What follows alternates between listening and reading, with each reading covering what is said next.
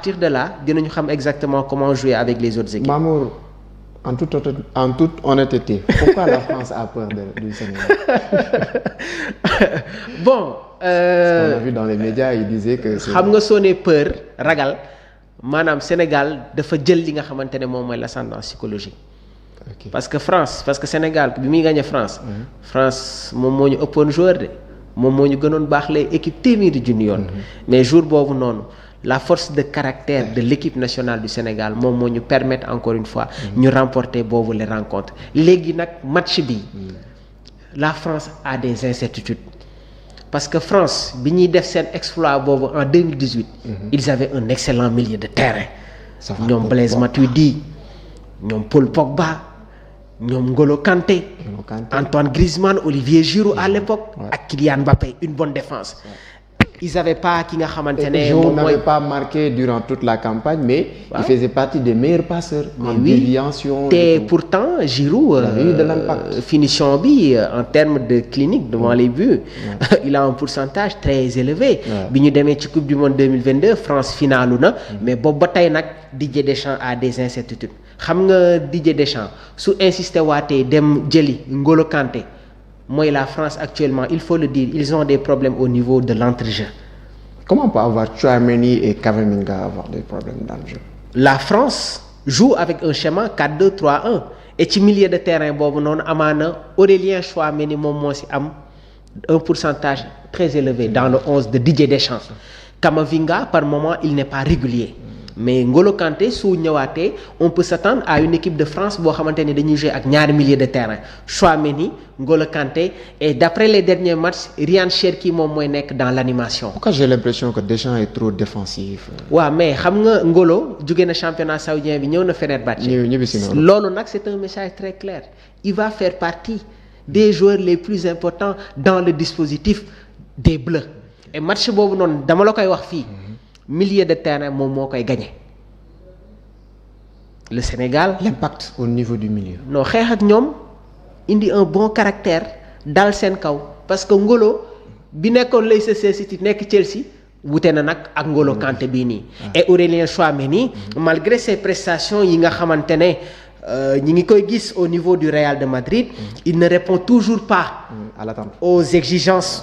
au niveau bi nga xamante ne foofu la ko Real de Madrid di woowee léegi nag qu'est-ce que Pape Bouna Thiaw va nous proposer man je pense que sur ce match-là Pape Bouna Thiaw va repartir avec son système à 4 waaye tamit mu indi un impact au niveau du milieu de terrain parce que français yi soo gagné seen milieu ils n'auront pas de choix leurs défenseurs seront obligés de sauter le milieu de terrain dañuy sànni foofu et bis bu ñu sànniwee nag sûrement on aura Kylian Mbappé Michael Olise Ousmane Dembélé c'est des joueurs yi nga xamante ne ils dépassent pas les 1m83 et si on fait tey jii nii peut-être si on part sur les statistiques concernant la taille des joueurs sénégalais sur les duels aériens ñun ñoo leen fay ëpp parce que Kalidou Koulibaly c'est 1m86 Moussa Niakhaté c'est entre 1m88 et 1m89 El Hadj Malick Diouf excelle dans les détentes donc le plus important c'est que dans ce genre de dispositif là nañu fexe rek nekk en supériorité numérique mais qu'on le veuille ou non aujourd'hui c'est la France qui a des problèmes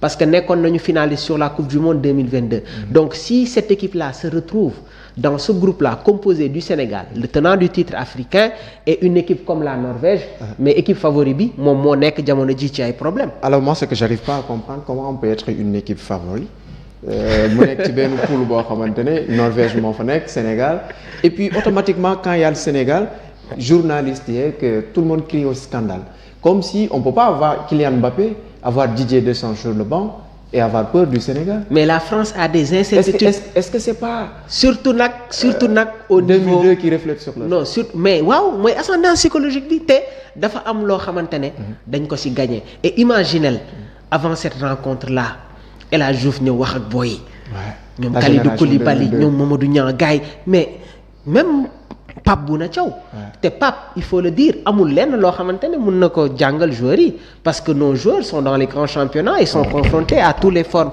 de dispositifs tactiques donc dina nekk match boo xamante ne ni ko Sénégal gagnewee 2002 noonu la koy gagnewee en 2026 lan la Sénégal war a indi match boobu sañ-sañ sans complexe bërki démb j'ai vu une réaction d'un internaute su ne ma nee non le Sénégal doit jouer avec un bloc bas. Pourquoi jouer avec un bloc bas?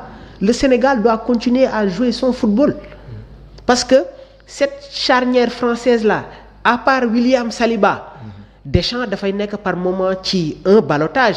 Léegi nag il y a cette concurrence saine entre Upamecano ak Ibrahim Konaté, choix yi foofu lay nekkee. Des incertitudes sur le côté gauche parce que bu ñu fàtte ni que Théo Hernandez bi ñu doon gis Milan AC wute na ak Théo Hernandez bi nekk fi nga xamante ne moom mooy Al Hilal. Donc dafa nekk tamit en concurrence ak Lucas Digne qui joue actuellement ci équipe bi nga xamante ne mooy Aston Villa.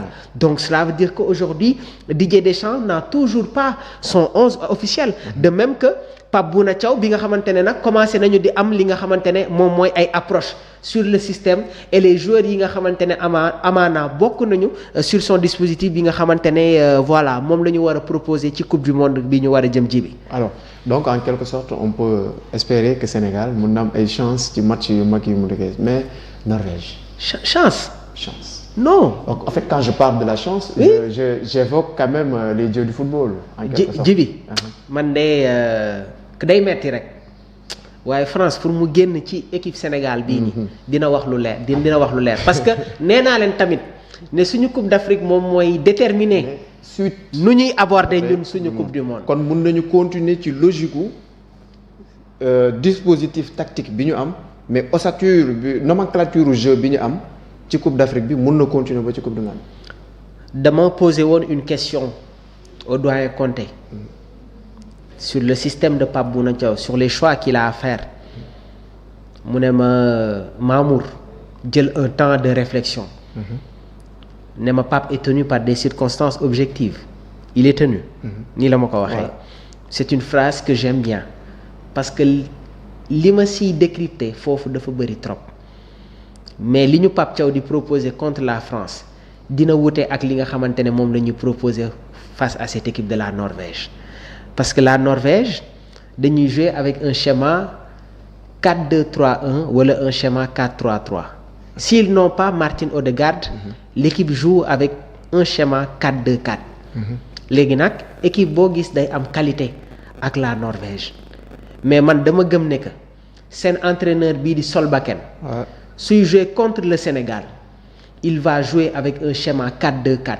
day indi ñaari milieu de terrain indi ñaari attaquants yi nga xamante ne ñoom ñooy fixer la défense sénégalaise léegi nag dans ce genre de situation là man tolloo bi bugguma ko je préfère qu'on soit en supériorité numérique moo tax je vois Pape Bouna Thiaw nous amener un schéma 3-4-3 avec Mamadou Sarr Kalidou Koulibaly ak Moussa Niakhaté inchallahu rabbi parce que dans les duels aériens foofu lu bëri dina fa feeñ mais nag am nañu ay défenseurs yi nga xamante ne xaw nañu tolloo ak ñoom parce que Erling Haaland ak Sorloth quasiment en termes de caractéristiques c'est 1m95 léegi nag sur leur côté il y a de l'explosivité avec les présences de Antonio Nusa ak Oscar Bob léegi nag si Solbakken nous propose un schéma 4-2-4 cela veut dire que Martin Odegaard ne sera pas un milieu offensif mais il sera un milieu relayeur parce que man jàpp naa ne que moom lay associé ak Sander Berge milieu de terrain buy jëy ci Fulham beneen mbir bi tamit mooy ñi ngi wax sur l'attaque de la Norvège mais Norvège amuñu profondeur de banc waaye tamit seen problème dafa nekk au niveau de leur charnière centrale parce que Ajer ak ki nga xamante ne mooy Østigard ils ne sont pas très réguliers et s'ils se retrouvent avec des attaquants explosifs comme Iliman Ndiaye Sadio Mané ak Ismaïla Sarr Nicolas Jackson devant ça peut faire très mal et le Sénégal réussit face à ce genre d'équipe là joué woon nañu ak Norvège ñoo leen gagné woon joué woon nañu ak Danemark la Pologne c'est des équipes un peu similaires sur le style de jeu mais Norvège bokk na ci équipe yi nga xamante ne ñoo ëpp lu ñu dugal ci qualification coupe du monde. ah oui c'est une armada offensive gis nañu li nga xamante moo tax gars yaa ngi wax France sax mais je pense que match bi nga xamante ne amaana man moom may gën a xaw a pas tiital sax mais tamit équipe boo xamante ne en termes de statistiques sur les buts ñoom ñoo nekk ci kanam fekk Italie bi San Siro dóor ko 4 mais attention à cette équipe là léegi nag ëpp na ko sax seen ratio yi ñi ngi dugal ay buts waaye nag si ginnaaw am na ay failles yi nga xamante ne jot naa ko si constaté noonu la ñuy encaisser léegi nag aujourd'hui je pense que on a des défenseurs centraux qui sont en forme Moussa Niakhaté l'expérience de Kalidou Koulibaly le jeune Mamadou Sarr si on réussit à museler le milieu de terrain surtout les transitions de balles yi nga xamante ne day jógee ci Martin Odegaard l'équipe nationale du Sénégal n'aura pas de problème pour s'imposer face à cette équipe entraînée par Solbakken. Match par match. Match par match système yi day wute dispositif yi day wute et c'est ce qui fait la particularité de Pape Bouna Thiaw. Dispositif transition entre